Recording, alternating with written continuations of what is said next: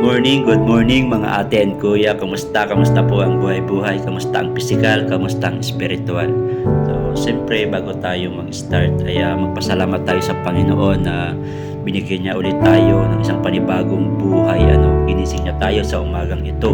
Doon pa lang is napaka-blessing na ginawa sa atin ng Panginoon. Kung gisingin tayo sa pang-araw-araw ay doon palang ipanalo na. Alam mo yun?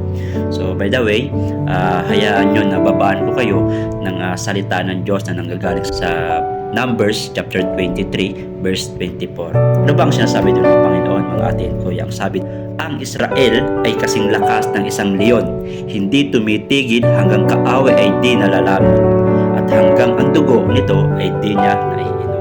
Amen. Ang salita ng Diyos. Thank you, Lord. At marami na rin tumangka sa bansang Israel, pero hindi nila nagapi, hindi nila natalo ang bansang Israel. Bakit? Kasi nga sinasamahan sila ng Panginoon. Mga atin kuya, sana parang maging isang katulad tayo ng isang leon.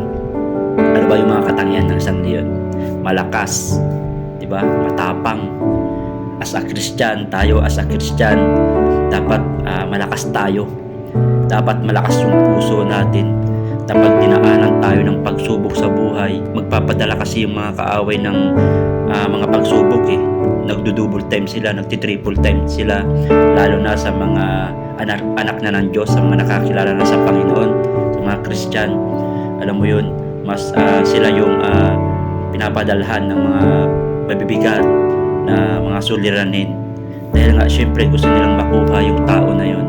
Kasi alam nila na nasa Panginoon na yun Kasi yung mga hindi pa nakakilala sa Panginoon, alam niya na nasa Kanya na yun Alam niya na nakuha na yun Pero yung mga nakakilala na sa Panginoon, hindi niya magagapi yun. Kaya yun yung pinapasok niya.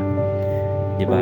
Minsan papadalan tayo ng mga problema sa buhay, like parang finances, diba? Minsan family problem, diba?